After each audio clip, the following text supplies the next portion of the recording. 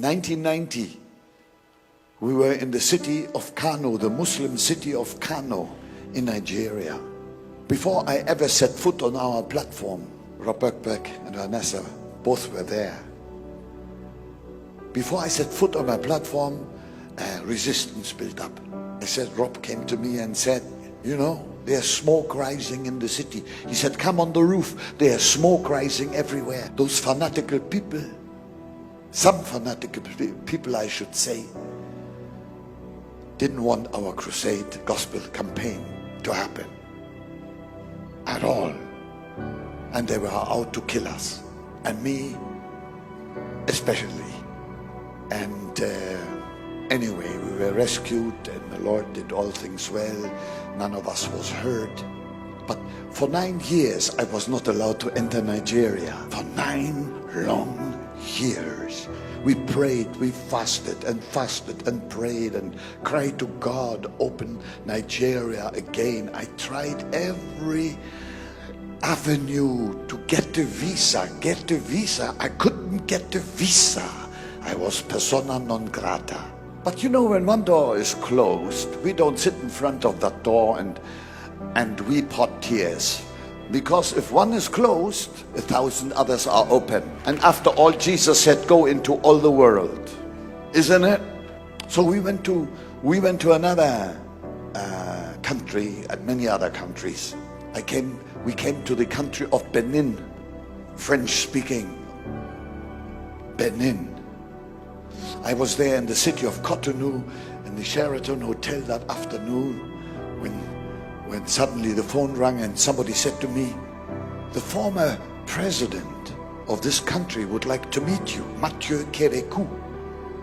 I said, it's impossible. I've never met him, but I read about him. He is a communist. He is an atheist, declared atheist, and I'm a hot evangelist. No, he's asking to meet you, please. I said, I'm coming. I put my New Testament into my pocket. Peter Vandenberg and we went to his house. When I arrived there, he was outside to greet us. And he said to me, Reverend Bonke, I saw your videos. And when I heard that you are in the country, I decided to call you because I want to get saved properly.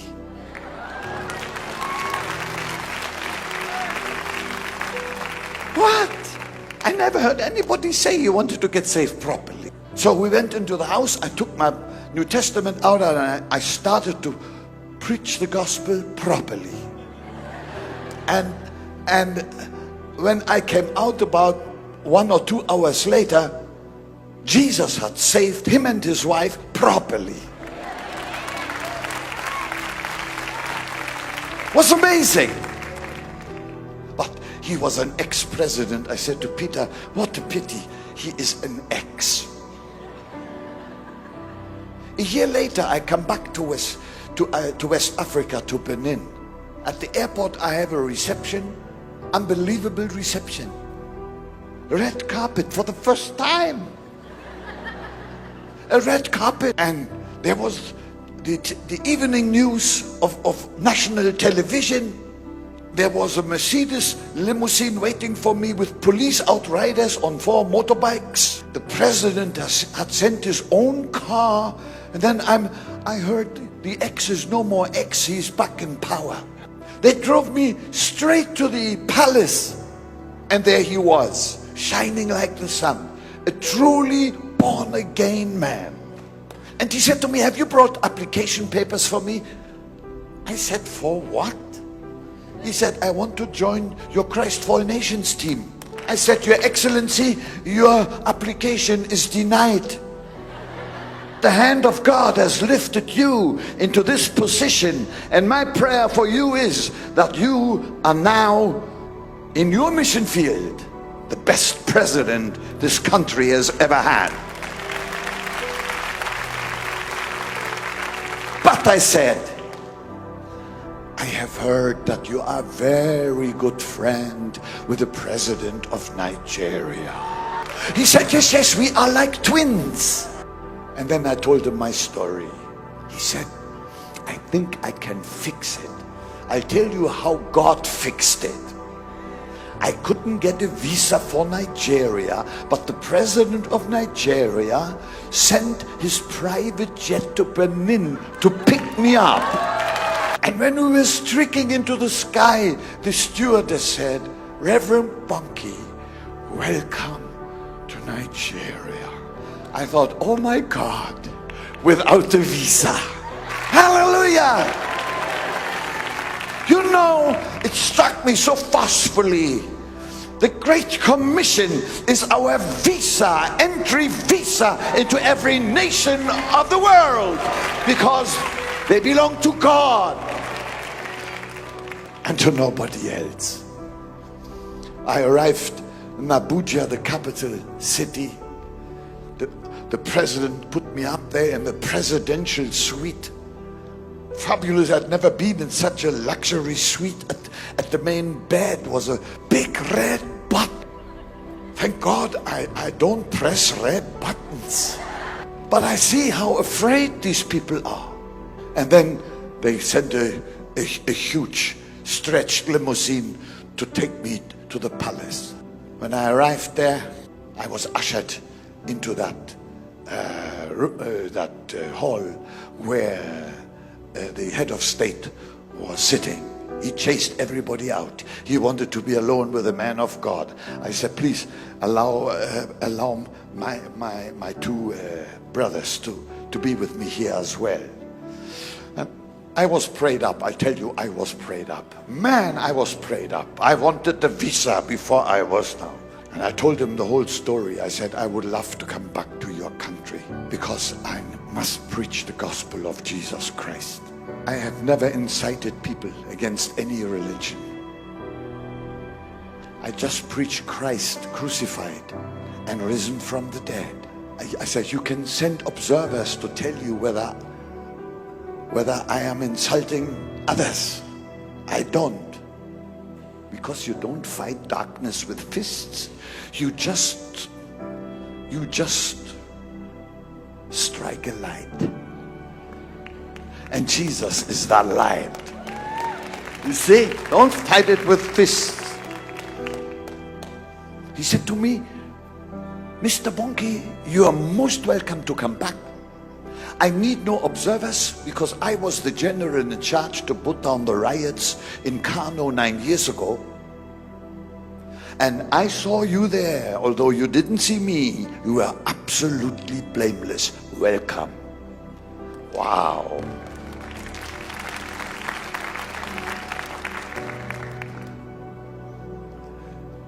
I was so glad.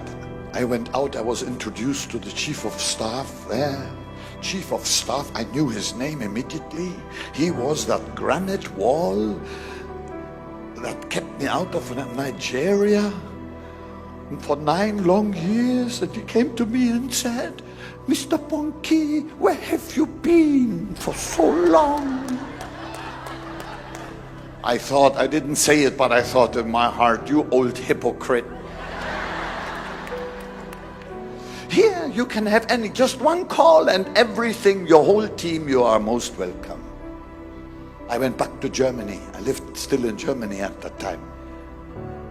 And then 2 months later, we were preparing already to go back. And then 2 months later,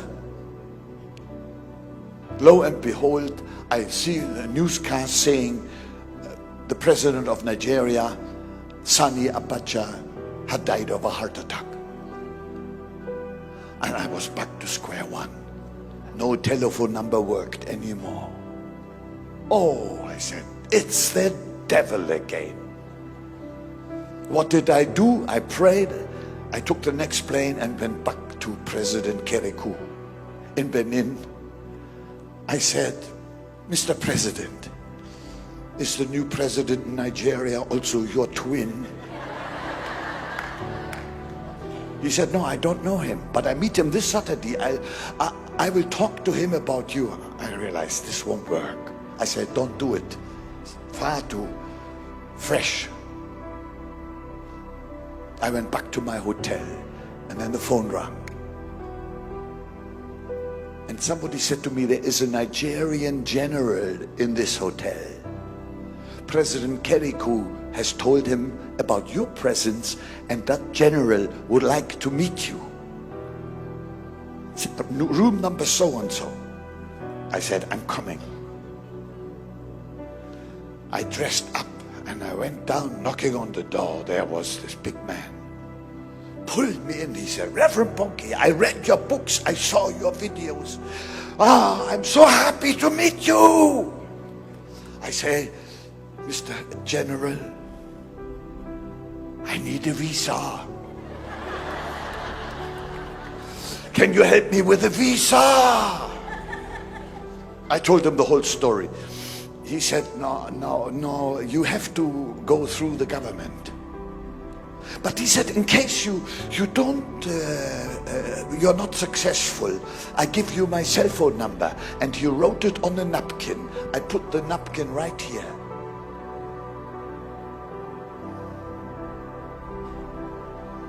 Well, the next day, I heard on the radio news that General Obasanjo had decided to run for president in the next elections in Nigeria.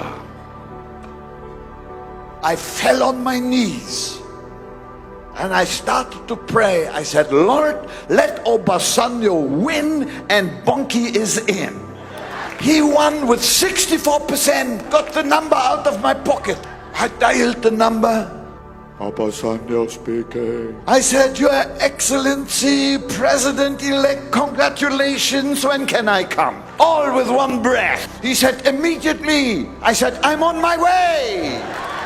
It sounds like a fairy story, but this is exactly how it happened. And then, when we came back, our first crusade in Nigeria, I had no clue how many people would come. I had been 9 years away, and I walked up those stairs from behind, and I looked. There was a crowd already of 400,000 people.